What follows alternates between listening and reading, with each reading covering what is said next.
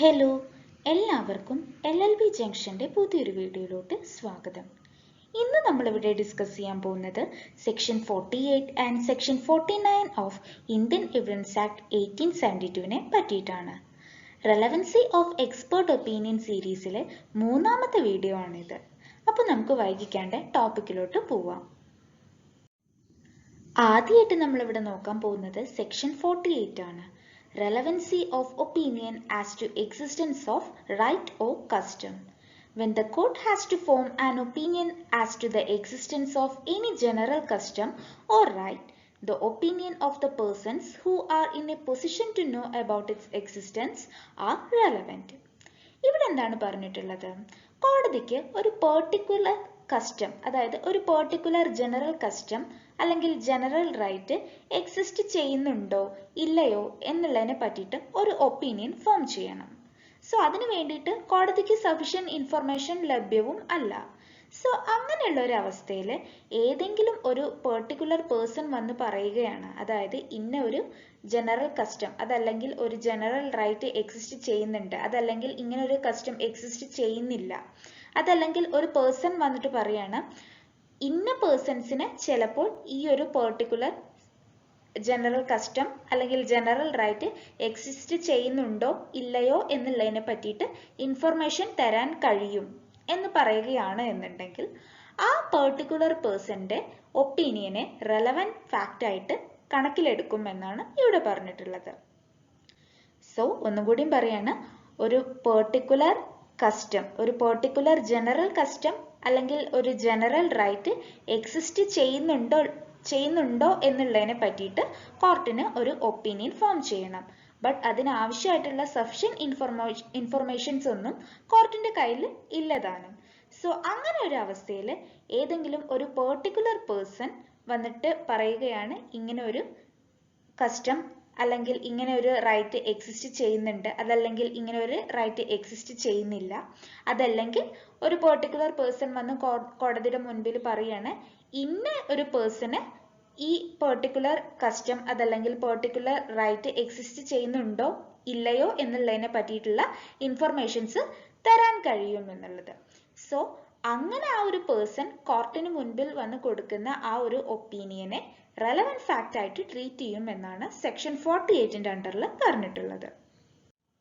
ഈ സെക്ഷന്റെ അണ്ടറിൽ ജനറൽ റൈറ്റ്സിനെ പറ്റിയിട്ടാണ് പറഞ്ഞിട്ടുള്ളത്, അതല്ലാണ്ട് ഇൻഡിവിജ്വൽ റൈറ്റ്സിനെയും അതുപോലെ തന്നെ ഇൻഡിവിജ്വൽ കസ്റ്റംസിനെ പറ്റിയിട്ടല്ല പറഞ്ഞിട്ടുള്ളത്.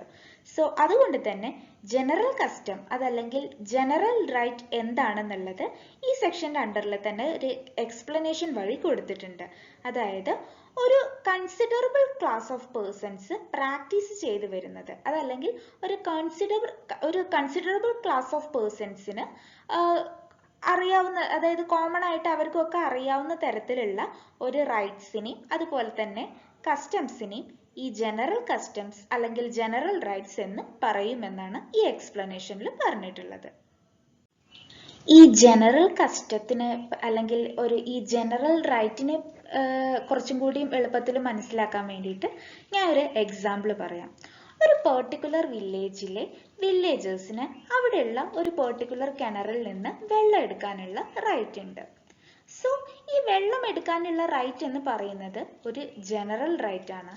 കാരണം എന്താന്ന് വെച്ചാൽ വില്ലേജേഴ്സ് എന്ന് പറയുന്നത് ഒരു ക്ലാസ് ഓഫ് പേഴ്സൺസ് ആണ്, അതായത് ഒരു കൺസിഡറബിൾ ക്ലാസ് ഓഫ് പേഴ്സൺസ് ആണ്. സോ അവർക്കിടയിൽ കോമൺ ആയിട്ടുള്ള ഒരു റൈറ്റ് ആണ് ആ പെർട്ടിക്കുലർ വില്ലേജിൽ സിറ്റുവേറ്റ് ചെയ്തിട്ടുള്ള ഒരു കിണറിൽ നിന്ന് വെള്ളം എടുക്കുക എന്നുള്ളത്.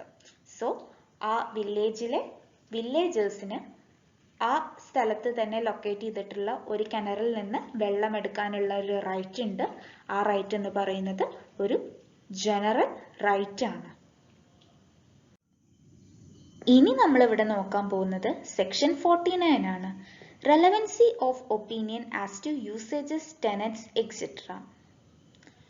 ഒരു particular body of men of family follow ചെയ്തു വരുന്ന യൂസേജസ് ആൻഡ് ടെനറ്റ്സ്, അതുപോലെ തന്നെ ഒരു പെർട്ടിക്കുലർ റിലീജിയസ് അല്ലെങ്കിൽ ചാരിറ്റബിൾ ഇൻസ്റ്റിറ്റ്യൂഷൻ എങ്ങനെയാണ് കോൺസ്റ്റിറ്റ്യൂട്ട് ചെയ്തത്, അതല്ലെങ്കിൽ അതിൻ്റെ ഗവൺമെൻറ് ആരാണ് എന്നുള്ളതിനെ പറ്റിയിട്ടായിക്കോട്ടെ, അതല്ലെങ്കിൽ ഒരു പെർട്ടിക്കുലർ ക്ലാസ് ഓഫ് പീപ്പിൾ, അതല്ലെങ്കിൽ ഒരു പെർട്ടിക്കുലർ ജില്ലയിൽ മാത്രം ഉപയോഗിക്കുന്ന വാക്കിൻ്റെ, അതായത് ഒരു പെർട്ടിക്കുലർ ടേമിൻ്റെ അർത്ഥം എന്താണ് എന്നുള്ള ഈ കാര്യങ്ങളെയൊക്കെ പറ്റിയിട്ട് കോർട്ടിന് ഒരു ഒപ്പീനിയൻ ഫോം ചെയ്യണം എന്ന് വിചാരിക്കുക.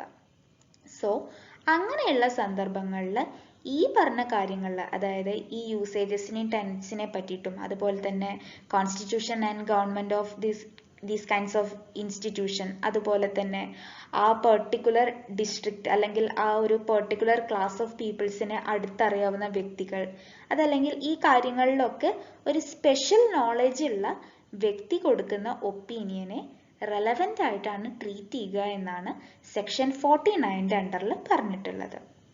അതായത് ഒരു ബോഡി ഓഫ് മെൻ ഓഫ് ഫാമിലിയുമായി ബന്ധപ്പെട്ടിട്ടുള്ള യൂസേജസ് ആൻഡ് ടെനറ്റ്സ്, അതുപോലെ തന്നെ ഒരു പെർട്ടിക്കുലർ റിലീജിയസ് അല്ലെങ്കിൽ ചാരിറ്റബിൾ ഫൗണ്ടേഷൻ്റെ ഗവൺമെൻറ് ആൻഡ് കോൺസ്റ്റിറ്റ്യൂഷൻ, അതല്ലെങ്കിൽ ഒരു പെർട്ടിക്കുലർ ജില്ലയിൽ, അതല്ലെങ്കിൽ ഒരു പെർട്ടിക്കുലർ ക്ലാസ് ഓഫ് പീപ്പിൾസ് ഉപയോഗിക്കുന്ന ഒരു വാക്കിൻ്റെ അർത്ഥം എന്താണ് എന്നുള്ള കാര്യങ്ങളെ പറ്റിയിട്ടൊക്കെ കോർട്ടിന് ഒരു ഒപ്പീനിയൻ ഫോം ചെയ്യണം എന്ന് വിചാരിക്കുക. സോ അങ്ങനെയുള്ള ഒരു അവസരത്തിൽ ഏതെങ്കിലും ഒരു വ്യക്തി, അതായത് ഈ പറഞ്ഞ കാര്യങ്ങളിലൊക്കെ നല്ല നോളജ് ഉള്ള ഒരു വ്യക്തി ഇതിനെ പറ്റിയിട്ട് ഒരു ഒപ്പീനിയൻ പറയുകയാണെന്നുണ്ടെങ്കിൽ ആ ഒപ്പീനിയനെ റെലവൻ്റ് ആയിട്ടാണ് ട്രീറ്റ് ചെയ്യുക എന്നാണ് സെക്ഷൻ 49 അണ്ടറിൽ പറഞ്ഞിട്ടുള്ളത്. ഇനി ചിലവർക്കെങ്കിലും എന്താണ് ഈ ടെനന്റ്, അതല്ലെങ്കിൽ എന്താണ് ഈ യൂസേജസ് എന്നുള്ളതിനെ പറ്റിയിട്ട് അറിവുണ്ടാവില്ല. സോ യൂസേജസ് എന്ന് പറഞ്ഞാൽ എന്താണ്? ഒരു പെർട്ടിക്കുലർ കാര്യം അത് ഒരുപാട് നാളായിട്ട് പ്രാക്ടീസ് ചെയ്ത് വരികയാണ്. ഇപ്പോൾ നമുക്കൊരു കസ്റ്റത്തിനെ ഒരു എക്സാമ്പിൾ ആക്കി എടുക്കാം. അതായത് ഒരു പെർട്ടിക്കുലർ കാര്യം, ഇപ്പോൾ ഒരു പെർട്ടിക്കുലർ ഫാമിലി ഇപ്പോൾ ഏതെങ്കിലും ആഴ്ചയിൽ ഒരു ദിവസം വ്രതം എടുത്ത് വരിക എന്നുള്ളതൊക്കെ പറയുന്നത് അത് ഒരുപാട് കാര്യങ്ങളായിട്ട് അവർ യൂസ് ചെയ്ത് പ്രാക്ടീസ് ചെയ്ത് വരുന്ന കാര്യങ്ങളാണ്. സോ അതിന് നമുക്ക് യൂസേജസ് എന്ന് പറയാം. ടെനറ്റ്സ് എന്ന് പറഞ്ഞാലോ, ടെനറ്റ്സ് എന്ന് പറയുന്നത് തത്വങ്ങളാണ്. അതായത് ഒരു പെർട്ടിക്കുലർ ഓർഗനൈസേഷൻ്റെ ഉള്ളിൽ, അതല്ലെങ്കിൽ ഒരു പെർട്ടിക്കുലർ പ്രൊഫഷൻ്റെ ഉള്ളിൽ, അതല്ലെങ്കിൽ ഒരു പെർട്ടിക്കുലർ മൂവ്മെൻറ്റിൻ്റെ ഉള്ളിലെ മെമ്പേഴ്സ് അവർ ആ പെർട്ടിക്കുലർ ആ ഒരു ഗ്രൂപ്പ് ഓഫ് ആ സംഭവത്തിലുള്ള എല്ലാവരും ഒരേപോലെ വിശ്വസിച്ച് വരുന്ന അല്ലെങ്കിൽ ഒരേപോലെ ഹെൽഡ് ചെയ്ത് വരുന്ന ആ ഒരു തത്വത്തിനെയാണ് നമ്മൾ ടെനറ്റ് എന്ന് പറയുന്നത്. പക്ഷെ ഈ സെക്ഷൻ 49 അണ്ടറിൽ അതൊരു ഫാമിലിനെ പറ്റിയിട്ടാണ്. അതായത് ഒരു ഫാമിലിയുടെ ഉള്ളിൽ അവർ ഫോളോ ചെയ്തു വരുന്ന തത്വങ്ങളെയാണ് ഇവിടെ ഉദ്ദേശിച്ചിട്ടുള്ളത്. സോ സെക്ഷൻ 49 അണ്ടറിൽ relevancy of opinion as to usages and tenets etcetera അതിനെ പറ്റിയിട്ടാണ് പറഞ്ഞിട്ടുള്ളത്. അപ്പോൾ ഇന്നത്തെ ഈ വീഡിയോയിൽ നമ്മൾ ഡിസ്കസ് ചെയ്തിട്ടുള്ളത് section 48 and section 49 of Indian evidence ആക്ടിനെ പറ്റിയിട്ടാണ്. ഇന്നത്തെ ഈ വീഡിയോ നിങ്ങൾക്ക് എഫക്റ്റീവായി തോന്നിയെങ്കിൽ വീഡിയോ ലൈക്ക് ചെയ്യാനും ഷെയർ ചെയ്യാനും മറക്കരുത്.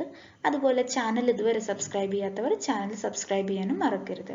ഏതെങ്കിലും ഒരു പെർട്ടിക്കുലർ ടോപ്പിക് നമ്മുടെ ഈ ചാനൽ വഴി ഡിസ്കസ് ചെയ്യണമെന്നുണ്ടെങ്കിൽ അതെന്നെ കമൻറ്റ് ബോക്സ് വഴി അറിയിക്കാവുന്നതാണ്. So thank you for watching the video.